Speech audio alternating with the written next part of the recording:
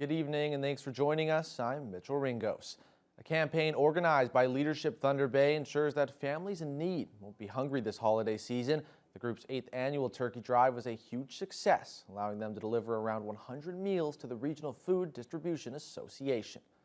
$5,000 was raised through the drive, and the group was able to purchase items like turkeys, potatoes, various breakfast foods, and desserts. Leadership Thunder Bay's past president, Matthew Villela, says they love working with the RFDA for this drive because of how much of a reach it has in Thunder Bay and the surrounding communities. He adds that it's important as community leaders to give back to the community. This time of year, there are a lot of families, seniors, children that need food. So it's important that Thunder Bay comes together and does that. But not only just in December, but in January and February as well. Once everything quiets down after Christmas, they also need help after that. So it's a yearly thing that should be happening, and people should have that in the back of their minds. Rising costs and then extra costs of the holidays and family and needing to put food on the table is always a concern, and it gets tougher around this time of year. So to see this 100 meals come in from Leadership Thunder Bay is fantastic. Well, not everyone is in a festive mood at this time of year, as stress factors like financing and family add to the high expectations for some people.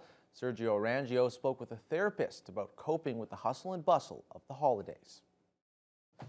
It's called the most wonderful time of the year, and for many that statement may ring true, but in a local therapist's experience, others can find it stressful or even heartbreaking. They are trying to attend to people that might be in hospital. Maybe they've lost a loved one, and this is their first Christmas, and so it can be a time of the year where I start to notice a stress and little crises starting to mount up. Financial stress can also make the holiday season feel not so jolly, and Baldock says it's important to acknowledge that. Taking the time to look after themselves and kind of setting some limits with other people. He says that can include setting budget limits for holiday gifts, maybe even doing away with them in favor of more frugal festive experiences. It can also mean asking for help with planning and preparing holiday meals. Baldock says people who are excited for the holidays should definitely enjoy it and find ways to respectfully reach out to those who are having a tough time. Sending a card, making a call, baking something and bringing it over can can stay within the budget, as it were, but it acknowledges that there are other people going through some tough times and can really lift their spirits when they see that people care. And he encourages everyone to try and participate in the holiday season. Do the little things for one another. Sit down and have a tea with somebody that you don't normally get together with. Enjoy doing things like decorating. Inside, outside. It's a time of the year that's a lot of fun. Baldock says the goal is to find opportunities to experience some holiday joy and in a stress-free way so everyone can feel included. Sergio Arangio, CTV News, Timmins. Local MPP Lise Vaugeois was pushing the Ford government this week to increase funding for sexual abuse crisis centers. The Attorney General responded and suggested a private meeting with Vaugeois on the issue. In 2020, the Conservative government decided to stop renewing an annual $1 million funding boost to rape crisis and sexual assault support centres. Some of these centres are seeing the longest wait lists they've ever experienced. Centre workers warned that wait times act as a deterrence for victims because victims will stop trying to access services when they are told they have to wait. Obviously, we know the trauma is just intensified with the waiting. Will you consider amending Bill 157 to increase funding to rape crisis and sexual assault support centres? We have put several supports and increased funding to not just support centres, but to victim witness programs and to into every sector of our expansion for the justice system. So it wouldn't, quite frankly, be the tool, quite frankly, this bill, to do a funding increase per se. Happy to chat more about where you think the system needs more supports, but we are supporting the system and we are supporting the victims of everything from serious sexual assaults to human trafficking, all the way through the system, Madam Speaker. The chief of Cat Lake First Nation took the opportunity at the Chiefs of Ontario Fall Assembly to confront Ontario's Minister of Northern Development and Indigenous Affairs on his government's handling of resource development and mining in their territory. I made every attempt to work with you all these years, and you're always resisting because you, in your mind, in your paternalistic colonial attitude that the land is mine. Many campaign promises are quickly forgotten, but Doug Ford's 2018 election comments saying that he'd hop on a bulldozer himself to build a road to the Ring of Fire still rankles Wesley. He presented Minister Rickford with a button showing a Lynx family opposing the premier on a bulldozer. Wesley says he supports development but takes issue with the process. I'm just going to continue trying to work with government, trying to establish a process that sensibly allows development to happen in the Catholic territory, but it has to be environmentally sustainable, and the guiding factor is we have to ensure that land is available for my children, your children, long into the future.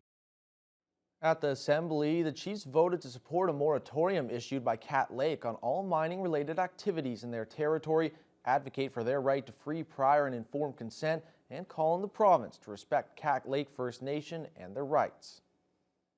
The public pool in Fort Frances will be closed for the remainder of the winter after being shut down for major structural repairs.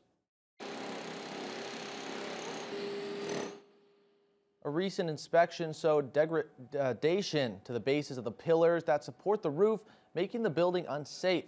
The lower parts of the wood pillars are being replaced with concrete, with the work expected to take about 20 weeks. Funding for the pool repairs was already in place, and the municipality started applying for funding after some initial damage was discovered in 2018. CAO Travis Robb says that the damage had gotten significantly worse since it was first noticed. I attribute that a lot to the additional cleaning that we had to do with the COVID protocols that were in place, because we were using a lot of water. We were doing a lot of washing of the walls of the deck, and it was the bases of these wood columns that are at the connection of the wall and the deck where the rot and the deterioration was really happening. Our youth use it for swimming.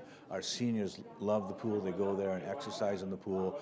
So, it's a real loss to the community when it's tied up. So we want to get it fixed, but that's the point. We want it to be fixed so we can use it for many, many years safely. The renovations, which are budgeted at nearly $1.3 million, also include repairs to the cracks in the floor of the pool and a new liner, resurfacing the deck, and upgraded ventilation.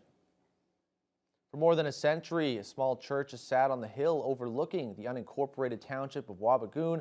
The Anglican Church sold the building to the local service board, and now they're turning it into a museum. Built in 1898, the church was one of the first buildings in the small community. Locals are hoping to preserve that piece of history and many others by converting the building into a museum, as well as an event venue and book exchange library. Tracy Pakarinen is president of the museum committee. She says they hope to have it up and running next summer. We would like to keep the building in Wabagoon. We don't want to see it tore down because everything is getting torn down, and it's one of the oldest buildings still around. And it's nice. Just a nice building. Lots of history, lots of memories. For now, the museum's collection includes artifacts that were left in the church, as well as what Pakarinen herself has donated. She's asking all of Wabagoon residents to contribute to the museum with old photos, news clippings, or anything else of historic value. They're also hoping for monetary donations.